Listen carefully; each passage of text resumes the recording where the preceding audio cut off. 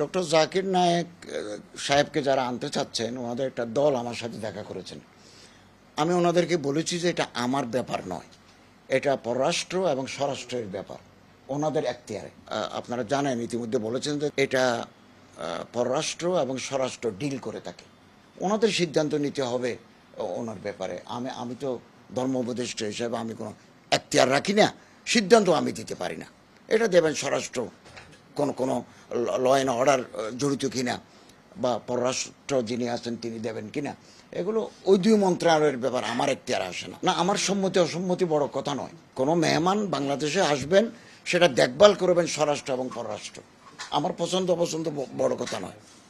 ওনারা যদি পারমিট করেন তাহলে তিনি আসবেন। যেহেতু সামনে নির্বাচন, ইলেকশনের আমেজ শুরু হয়েছে, তো ইজতেমা করতে গেলে অনেক মানুষের সমাগম, ল এনফোর্সমেন্ট এজেন্সির ইনভলভমেন্ট আছে।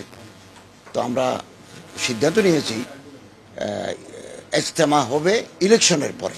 ইলেকশনের পরে ইজতেমা অনুষ্ঠিত হবে।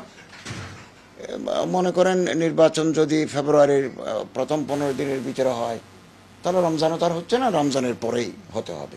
ইলেকশনের পরে সুবিধাজনক সময়ে তারিখ নির্ধারিত হবে না, সময় ঠিক হয় নাই, তবে নির্বাচনের আগে হচ্ছে না। ইজতেমাটা উভয় গ্রুপের ইজতেমা নির্বাচনের পরেই অনুষ্ঠিত হবে।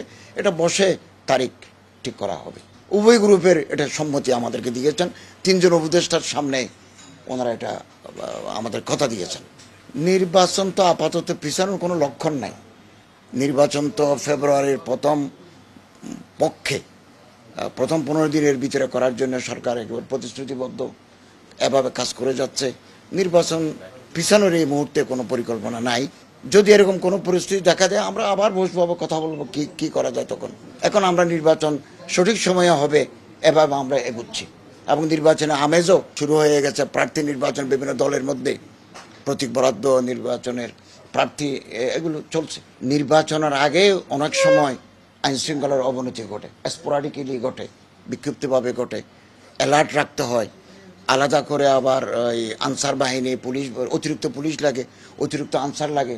প্রয়োজনে সরকার যদি মনে করে প্রশাসনের সহযোগিতার জন্য সেনাবাহিনীও তলব করে। তো এর আগে এত বড় একটা সমাবেশ, যেখানে বিদেশি মেহমানরাও থাকবেন, এই ঝুঁকি নেওয়াটা সরকারের জন্য উচিত হবে না মনে করে ওনারাও সেটা বুঝতে পেরেছেন। ওনারা নিজেরাও বলেছেন, মৌলানা সাদ সাহেবের অনুসারীরা বলছেন যে আমরা নিজেরাও চিন্তা করছি যে ইলেকশনের আগে ইজতেমা হওয়াটা খুব বেশি যুক্তিযুক্ত হবে না।